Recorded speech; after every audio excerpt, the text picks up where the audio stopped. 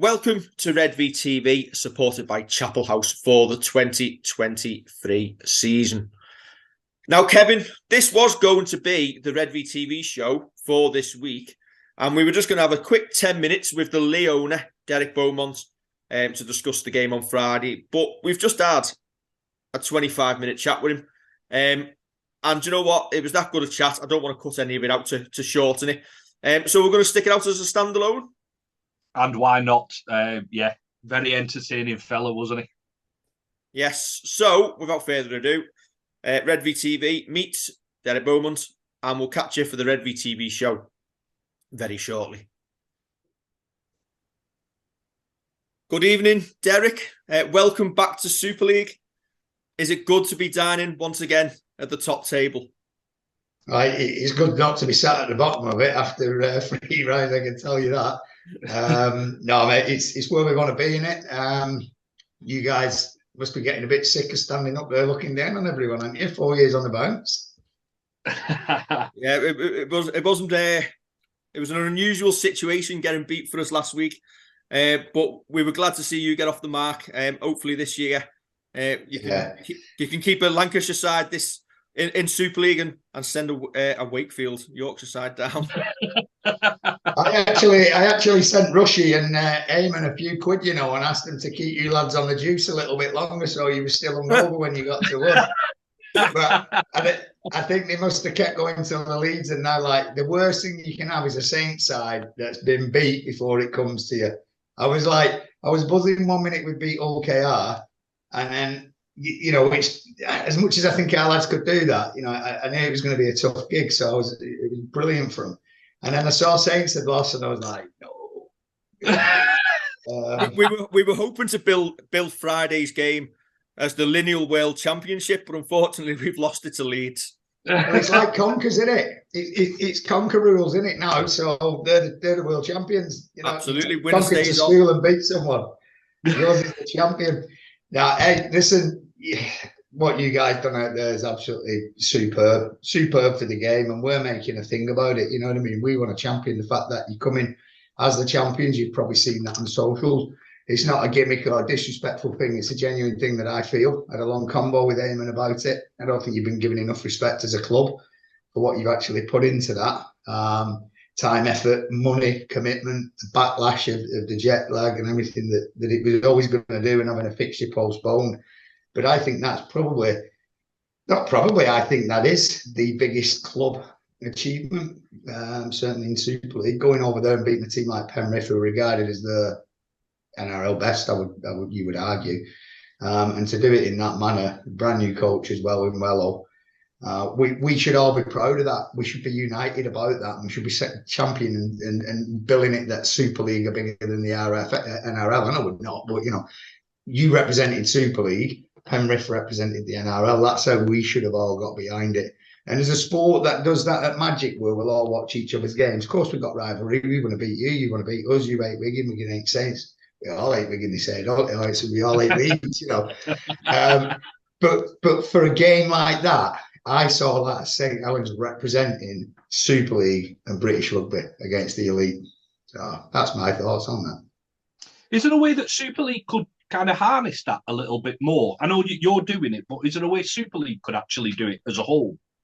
Yeah, I think they should. I mean, obviously we wasn't involved at that point in time, so I can't really comment further whether that was suggested. Obviously it needs the buy-in of all the clubs, but around that table, really, to be honest, as much as we're all rivals, there is a lot of work that gets done collectively, where we look together as for the greater good of the game, what can be done. Self-interest often prevails, which is a natural thing. When you're running a business and you've got a duty of care as a director to that business, then self-interest will always pop in. But I think on something like that, if it wasn't suggested, we've missed a trick. And if it was suggested and we didn't get behind it, we missed another trick. So either way, we haven't done it. Yeah, that's fair enough. Well, enough about Saints for now. It's fair to say that Leigh looks a little bit different since you were last in the top flight. New players, new coaching staff, and of course the new club brand incorporating a new club name, the Leopards, and new playing kits. And it's fair to say that the rebrand attracted a whole range of opinions on its release. Now things have had time to settle and you can reflect back on things. How's it all gone from a Leigh point of view? Numbers do the talking, don't they? You know, Correct. The old thing, actions speak louder than words, and numbers are the thing that you evidence it by. Does everybody like every aspect of our club? No, and I don't think they all like every aspect of Saints. Different things appeal to different people. When we did that rebrand, it wasn't on a whim. It got rushed at the end because Super League needed to go on certain things, and when they realised what we was doing, we was like, we hadn't thought about the ramifications on them or their pre-branding, pre-planning, and we didn't want any of that to change partway through. So we did the right thing, and it caught us out. And the only part of the suite that isn't there, and it's due to it has been kind of almost a legal problem, really, is to do with the website. But that's pretty much sorted now, and that's on with another business. But people looked at it, and the one thing that we thought that night when we launched it with Brian Carney and whatnot was, I thought some won't like the logo, some won't like the name but will like the logo, some won't like the kit but will like the logo. There'll be different facets. But one thing that everyone's going to be nailed on with is Zach Hardacre and Ricky Latelli. And that went straight over the top of everyone's bonces, and nobody actually ever mentioned it. It was not who's calling it that, leopard print. I'm not wearing leopard print. I'm like, have a look at yourself when we played at Leeds against Featherstone at Magic, because guess what you had on? You had leopard print on. You just didn't know it was leopard print, Yeah. So everyone settled down, and I think the proof in the pudding for me was at the second, when we launched it to the actual fans, the biggest part of the club really, was, I just asked one question. If you like the logo or you don't like the logo, is irrelevant. Just tell me, do you like it more now than when we dropped it on you like a bomb 2 weeks ago? And the answer, every single person had their hand up that they did. And things grow on you, don't they? Yeah. A bit like that beard, Kev. This has been like that at first. That'll be gone by Friday, promise you. Dave's probably the cleanest shaven person I've ever seen on a Zoom. Look at him. Listen, I've had 20 years of trying to grow a beard. I've got no chance. I'm the same, mate. Got a little bit here. Get me in a pub. Listen, just with this beard, it's like everything, Derek. If everybody did things the same way, it'd be boring. It'd be 100%. Absolutely boring. And that's it. You talk about numbers doing it. You've got more members this season, am I right? You've sold over 2,000 shirts, which is the most you've done as well. So it just shows that doing the rebrand has worked. As you say, the numbers speak for themselves. It's freshened us up. It's given us a blank canvas to have a look at. Our new meeting, I think it appeals to a younger audience for us as well. It obviously appeals to a female audience. It's quite popular amongst the women as well. And just putting it in a bit of perspective, this morning, Steve Kerr, who's been announced as our new COO, who's coming across, just popped in today on his day off at Rochdale, and was just having a chat, and he said, his young daughter's like, when can we get some merchandise? And she's looking on a computer at like eat leopard ears and tails. So not necessarily things you buy from us, but there is a big presence. You'll see yourselves when you come down on Friday, where you are in the press area. You probably pretty much centre, you get a good view all around. You'll see outside the place, people bought into turning up, and you see stuff from like big leopard coats, me and my daft jacket, people with hats on, scarves on, old guys. They bought into it. They're not necessarily buying from us, which we need to look at how we direct that and monetize it. But we're not really that bothered. We just want people coming in leopard print. It's a fun thing. Where we buy leopard's tails just yet. I'll drop you a private message after. I found it on the missus's phone.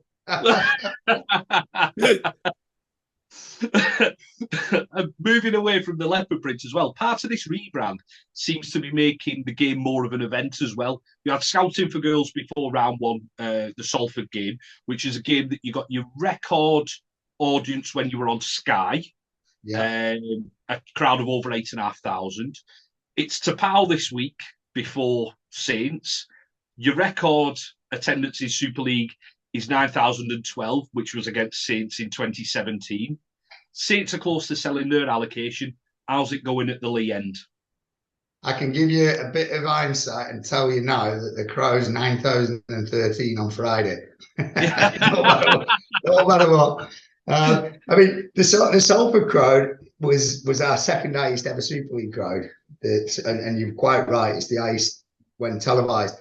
But the reason we got 9,012 against you guys is what. Listen, we're in the entertainment business. People want to watch entertaining rugby, and St Helens have always been known for playing with flair. You might argue with Saint fans whether that's the case as much now as in the past, but the game's changing. You've got to adapt to it. And as much as numbers do the talking, results do the talking. And you've won it for boys on the bike, so people want to come and watch that. So that's one.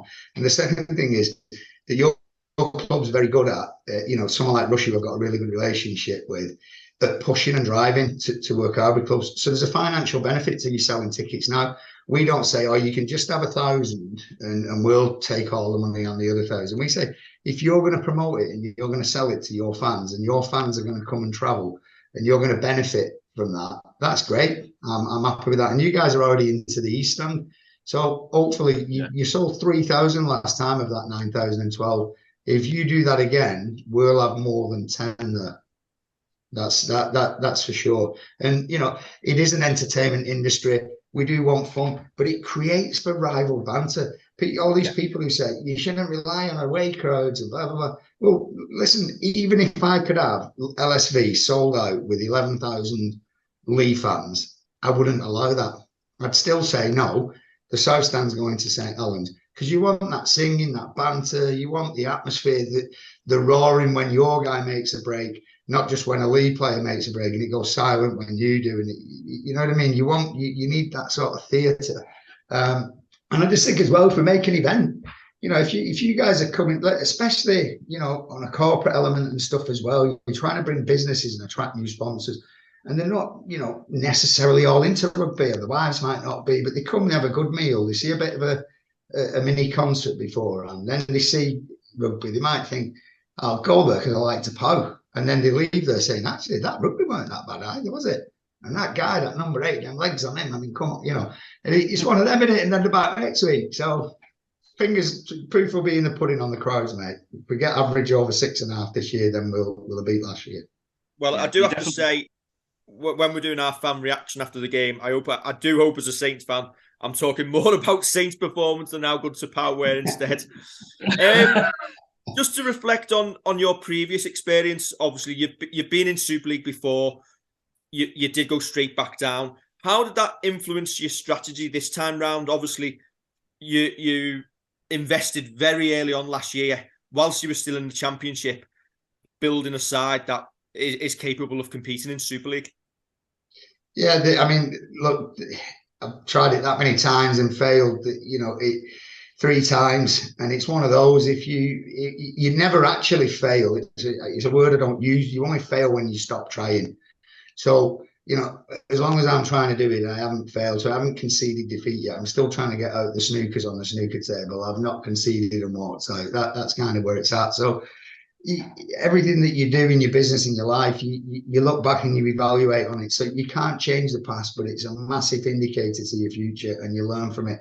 So you take the positives from it and you leave the negatives behind and you move forward. So having done it 3 times and through 3 different manners, one in the traditional playoff way, the end of 2004, beating Whitehaven in the grand final at Widnes, then through the up and down middle 8s, which I thought, there was a lot of mileage in that because we had to be good enough to beat the Super League side to get up. And we didn't finish bottom the year after, but went down through the same tumble dryer. Then through a Super League bid in a boardroom, in the 2020. And then back to the conventional way, and looking back and analysing that as an individual and as a club and a business, and with fresh eyes on it as well. What have we got to do different? And the answer's dead simple in it. You guys wouldn't need to be, you don't have to be businessmen to know that it's down to recruitment. And if you wait till the end of the year when you're in Super League to recruit, you're never going to survive the following year. Nobody's done it. OKR's come down and gone up and stayed back up, but because they came down the Super League side and kept it together. And, you normally can't and don't do that. But just putting it into perspective, to drop down, we only got 1 million, not 1.5, but to drop down even from 1 million to get 180,000 central funding, it needs a big pocket. So when I said to But first of all, the motivator was the fact that it wasn't a proper year with COVID. We sat down and we had turkeys voting for Christmas because we had Wakefield, Salford, Huddersfield, Leigh, all down Salford. I said there was 5 of us down languishing at the bottom. OKR, sorry, was the other one. And we're all pretty much could get relegated. We were all struggling. Yeah, there's games not getting played and one thing and another. So we became a working group to find a way what we could do. So we put together a strategy and a proposal in line with the RFL of moving to 14 teams because we didn't think it was for relegating anyone at that point in time from not a true season. So the idea was whoever stayed in at 14, whoever stayed in at 12 only got the 1 million like we'd done. There's no parachute needs to go down, so you've got that money. And then the money that would be the full funding for what ended up being Toulouse was there. And then you've got 2 places in the championship. So you take their money that you're not going to give them and you put that in the pot. And ultimately, it was something along the lines of teams 12, 13 and 14 only got 1 million each. And that meant every club had to take a 30k thereabouts to make that work. And we went to a 14-team Super League, which a lot of people will argue that gives you everything works better. Because 13 is never going to be an option with a magic weekend and just don't relegate Leigh. So that's what we was proposing. Right? So I sit down at a Zoom like this, right? And we table this or Ken David proposes this on behalf of the working group as the interim chair of Super League. And it got voted down by the people who put the proposal together because during that period of time they got a win here and there, and it was obvious it was going to be little old Leigh that was getting fired off. So let's just leave it at that. And I don't mind saying I stormed out of a Zoom meeting. You do that, no door to slam, that's me. And I literally said to Jukesy, listen, mate, when we go back in there, I guarantee you my motivation is I will spend whatever is necessary when we go back in this year in the championship so that when we go back in there, we take someone's place. One of those people or somebody in that room who's been happy to just see that happen to us gets the chop. And I hope we have to vote on trying to save them, and that's how it is, and it was my motivation. So roll on to me, Chesy, just get out there and do your best. And listen, I'm not sitting here arrogant saying we're definitely going to not finish bottom. We don't even talk about the word bottom in the club. There's nothing certain. Do I think they look stronger than some other teams? I do. But that was the motivation and that was the recruitment. And Chesy's done a good job. And Lammy's a great coach. And we've got that backroom element so much better than I've ever had it, I openly say, before at the club. Yeah, so that was going to bring me on to my next question. On the field, what is success for Leigh this season? Is it consolidating your place in Super League? Or, given the squad that you've put together, is there greater ambition this year? We're a concert venue. It's getting Elton John on. We're not bothered about playing rugby. Did you not know? We're getting the poo. We're doing all right. Get Elton John on that pitch singing "I'm Still Standing" and on the last game of the season. That's it. Being serious, mate. Success for us this year, in my opinion, if we can stay free from injury and we can pick up the odd bit here and there because we're not fully done yet. We still got some elements for anything we can add on the right people. We've got a few people in our squad that haven't figured yet that we see as longer term projects. We're trying to build up the under 15s, 16s, the women's and so on. So it's about building the club to a better place. That's what I'll measure it on, if at the end of the year. But on the field, because that's what it is ultimately about. For me, a big success would be finishing in the top 6. If we got into them playoffs somehow, or managed to make a semi-final or final of the Challenge Cup, then I would think we've had a really good year and we can just add and add to that and be better the following year. That's where I'm about. And if we get some fun along the way, 17 season, we beat you guys 24-16 with that record crowd. As a mega highlight, Mickey Hine still talks about it now, that try he scored. He thinks he beat 8 men. That's how big gap open I could have gone through. And we got 50 on Wigan, which was, their big memories from a season we got relegated in. So we're talking about creating memories. we're talking about, making an impression. We want you guys and your fans to come, have a great time, go away and say, tell you what, whatever you think of Derek, whatever you think of Leigh, whatever you think of Leopard Print and the name Leopards, that was a good night out and they gave a good account of themselves as a rugby club. And you want to come again next year. That's it, to be honest. You're selling it to me anyway, Derek. Well, looking forward to Friday now. Just after chatting to you. And you've had a decent start to the season. I know a couple of narrow losses, but good showing over in France against Catalan. You got that first win on the board against Hull KR with the late try from Josh Charnley. It's just a really simple one. How do you see, or what's your thoughts on the start to the season so far? Because if I'm a Leigh fan, I'm looking at it thinking there's a lot of promise there. From the outside looking in, I think there's a lot of promise. Yeah, well, I mean, it's nice to hear because obviously what other fans think is always good valued feedback. I think, when I had a chat with Lammy after the two games, I went away straight after the Salford game. So I followed Catalan on Twitter, which you probably saw when I'm giving our guys some after 15 minutes when there's not been an update. Then we got one every 60 seconds. He's on fire. But,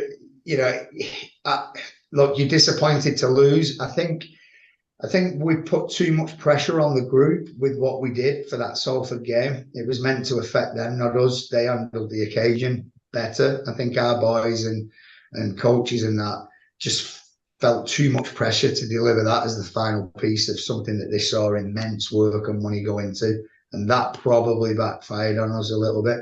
I thought a couple of calls in that game could have been differently. I think, look, I think refs make mistakes. We could probably have a conversation on that about Friday, couldn't we? But only like our players all do. They can sit and stat and review our players like we review them. So the whole thing contributes. They've just got the spotlight on them. But I just think there was a couple of calls there that when Salford played Warrington, he got them right, and you might argue was harder on them. So I actually felt that on the balance of it, we probably did enough to win that game. So I wasn't overly concerned by it. I didn't see the Catalan game, but the feedback again was we defended really, really well. And I looked at the fact that, if we'd have lost 40-30 to Catalan and 40-30 to Salford, I'd have thought we'd probably not got a lot about us. But when you go to Catalan and only concede 14, and I look back, and in 2022, there was only one other team conceded 14 and only two conceded less than 14. Everybody else got more than 14 on them.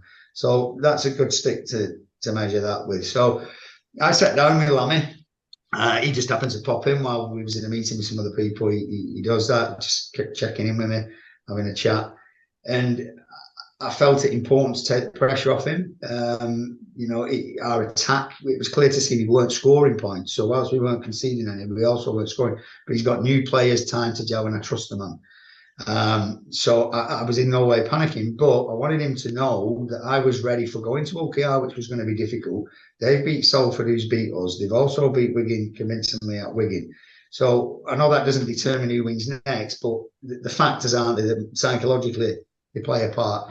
And I didn't want him thinking, well, we go there and we don't get anything. Guess what we got coming next? The World Club Champions. So we can tick that one off as a no. You know what I mean? Then we go to Warrington. They're on fire. So we tick that off a no. So now we're 5 games in. We know wins. Who's panicking? Is Derek holding his nerve? The fans getting on our back.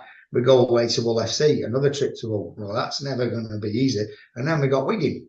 So it's like we've got 8 games and we could, and I put it clear to him, we could be sat here 8 games, no wins. My nerve's fine, as long as along the way we're not getting a big blowout. Saints don't come and put 40-0 on us and we get, damaged. So as long as we're in the fight, as long as we're defending well, our attack will come. And then we go to OKR anyway and we score 30 points. And if you watch the game, I'm not sure what the Super League highlights show, but obviously I've watched it back and I was there live. But there was a lot of points that we didn't execute that we earned the right to execute. So we did what we needed to do to score and didn't. I was really, really pleased with that. And the bit that pleased me more than anything was there was a part in the game where we defended 3 sets. I think it was about 14, 15 consecutive tackles on the goal line. I don't mean on the 20, on the 10, just consistently on the line. And it showed sheer desperation. And it told me that group will go on and get something together because they really care. Yeah. So Saints head to the Leigh Sports Village, or the Leopards Den, on Friday night. We've decided that we're going to get half our squad suspended. And we're coming off the back of a late defeat to Leeds. Is this a good time to play Saints? Is it ever a good time to play Saints? Because listen, we've watched us enough over the years. We could and have done in the past we've gone everywhere in Super League, and we have hammered teams, but equally we can also throw a performance in where we give the opposition a chance as well. It'd be interesting to see what Saints turns up. I don't know if either of you guys have ever been to Australia, but I went, and I was only there about 8 or 9 days, and it smashes you. It smashes you. Now, and I didn't go all the way on the time zone because I was there on kind of a buzzman's holiday, if you will, bit of watching the World Cup, bit of meeting agents and players and stuff. And I was trying to dictate my body clock on the old brandy and booze, you know what I mean, as you do. Players can't do that. I'm not sure that's how we prepared for Penrith. That's what I'm saying. Your players can't be doing that. And you were there for, was it about a month? I think they went over about 2 weeks before the game. They went. Yeah. And obviously, I had the game against St George as a warm up first as well. Yeah. So I think you spent the best part of a month in terms of your flying and then flying back 3 weeks. So you're completely on a different body clock after that period of time. All your dietary system, your movements and all your regular habits become completely different. And when you come back, it takes, the longer you're out of the time zone, the longer it takes. And I've seen that with players that we've brought over from us, and we've tried to chuck them in early. They're a bit lethargic, a bit jet lagged. And that was probably a bit of a awakening. You probably got Leeds who weren't looking as great. I'm not saying you've under-egged them or anything. Things have not really gone your way. And all of a sudden you start finding it is a little bit different than what you've thought. I don't know Wello as a coach very well, but I know there's enough people in that club, and having heard how he approached that game, I've no doubt whatsoever that he'll have your lads well in for this one. And, he'll be saying things to them like, listen, everything we've done over there starts counting for nothing. These guys, he knows we're not a pushover. He knows we're a decent team. He knows we'll work hard in defence. We're at home. It's a big atmosphere. And he'll be saying it ain't going to be easy. And we won't be making it easy. We'll be trying our best to have a good go. And we do think it's a good time to get you guys coming back off Australia. No back rowers, people suspended. It's tough. It's our best time. So we've got our best chance. It's still going to be a fantastic performance from us to get it. But Wello will have you in a spot on place. None of your players will be under any misconceptions that coming here is going to be easy. And you'll be wanting to back that up and strain it out with a win. Does it damage you if you lose to us? No. Because the harsh reality, and he'll deal with this as well and pick it up if it happens, because the harsh reality is we've lost narrowly there, lost narrowly in Catalans. We beat OKR away. So actually, we're sitting with a decent, I think there's only 4 defences better than ours in the comp, might be 5. I've not got it in front of me. So, you can take a lot of it and say, no, that's that. When Saints get towards the end of the season, when it's all mattering, because that's when it is that business end, that's when you wouldn't want to be playing St Helens, when they're on fire. So I think we've going to be a close one. Yeah, we've had that ourselves. I think when we got Christian Wolff in before the COVID break, we were absolutely shocking at the start of the year. And there was Saints fans at the time on the back of Justin Holbrook calling for Wolff out after 2 or 3 games. Come the end of the year, he was the new Messiah. I won't ask for predictions for Friday night, apart from we really hope it's a really good game, really good atmosphere. I'll be singing "Shining in My Hand," whatever it is. Listen, I seen the video. He's too young for to power you, Derek. He's trying to claim he's too young to know who to power. No, that's clean shaven. I seen the video. I seen the video of the guy lip syncing it. There's some effort gone into that. Right, he's nailed on to get a meet and greet with her, that's for sure. Yeah, that was fantastic. Class. That was class. But we've had a bit of banter. Our guy Robbie was talking about just before we came on this show was He's just started us off on TikTok, and we've done a bit of a funny video. We were trying to bring a bit of fun to everything. And I've got a cardboard cutout. You've probably seen on one of the pictures on Twitter from 2 years ago. We wanted to do something like this, not rugby related, for my 50th, and COVID put pay to it. So one of the Laura's friends got me a cardboard Carol, life-size thing, and we've never got rid of it. So it just come in handy. We've made a bit of a funny video towards Friday. We're also going to get our leopard come and see if he can come and find your mascot and have a bit of fun. So you might see a bit of banter in and around that. But now, if you don't know about predictions, if I don't think it will be a high score. I know you guys have got a really good attacking team. We're defending pretty well, and you're very good at defending, and our attacks early in the season. So I don't think there's going to be a lot of points. I think whoever scores more than 18 wins the game. That's my thoughts. But get your Carol Decker out, get your Spotify. I mean, my kids are brainwashed with it because I genuinely, it's my most played stuff. Don't mind about being out there. But when we had Scouting for Girls on, I didn't realise how many hits they had until I started actually having to listen. And then my youngest was like listening to them, so he's now, you get into it, and I just think, we have a good crack, sing along, we've got a nice welcome for you guys, a bit of a surprise when you come on the pitch and stuff, and we want to make you feel proud of what you've done, because going back to what we started the show with, we want to show you what we think of what you did, and make you feel welcome when you get here for doing it. That's fantastic. Listen, a welcome for Saints fans is going to an away stadium with a roof over our heads. Hey, you can park free. You can park free as well, We're robbing even better. Quid, but you can park free. You get a roof over your head. You get a chair that works. We got loads of stewards to make you safe. Loads of them. We've got toilets as well, metal ones that you can all go in at the same time and measure yourself up. And we got it's not Yorkshire, is it? No, it's. I'm looking forward to it because it's going to be a great atmosphere. You guys are bringing a big following. You'll add to it. We're a little bit behind on sales. We probably thought, but then we're used to, walk-ups and on the day stuff. And I think if we'd have sold that first one out and people would have thought, then we might have seen it. The North Stand, which did sell out, we're seeing it, but I think people know they can walk on the day and still get a seat. Yeah. Well, best of luck for the rest of the year. Hopefully not for Friday. But yeah, we really do wish you well. Me and Kevin we're talking this afternoon. And it's good to see somebody putting the money in and giving it a good go, because at the end of the day, that's what Super League needs to get stronger.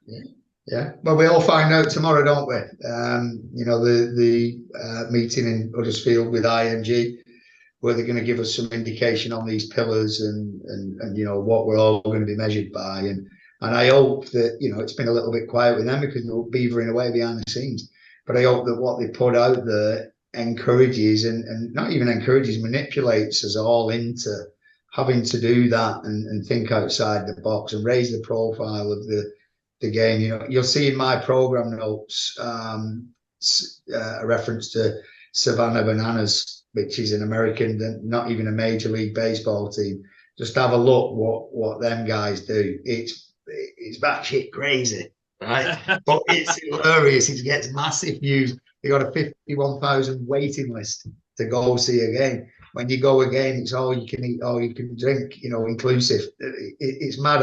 If you offered that sort of offer, you'd do well. Yeah, I mean, what a ticket is. I don't know. We can do that at LSV because we run out of booze and food and you can't get served anyway. So you get that for 27 quid on Friday. You get a sellout. But listen, congrats on what you did, and we hope, we'll give you a good welcome, and we'll give you. I hope we'll give you a good game, and it'll be a good spectacle for the sport. And the best team leaves with the points, and all the players get off the field without injury, and then we don't get Gavin giving us a call telling us we're going to lose a few for the week after, because we lost one at KR as well, one of our halfbacks. So we're short as well. Yeah. Well, thank you very much for joining us. We've got you back at the Totally Wicked Stadium think round 25, a couple of weeks before the end of the year. So hopefully you'll have a smile on your face, and we'll catch up with you before then. Yeah, catch up then, and hopefully I know I'm in a good place. You know what I mean? But that's the time you don't want to be coming there. But then again, you know, in other years it's been a good time to come there, hasn't it? Because you're already chilling out and resting people, ready for your big games and getting that trophy. Because I know the pressure you'll be under there with aiming. I want number 5. You know. Well, listen, we've got Wakefield the week before, so we'll smash them to win the league leaders, and then we'll all have a week. No, that Wakefield though, is it? Is that at your place? Wakefield. All right. Oh, well, I look forward to seeing you in Clingfield then. We might get a bit of burns. Listen, I might be borrowing the leopard suit so I can disguise myself when we go in. We give them. That'd be brave, mate, going down there with that, and you get killed, isn't that? Right, Derek, cheers for joining us, legend. Thanks a All right, lot. cheers, guys. Cheers. Take care. See you on Friday.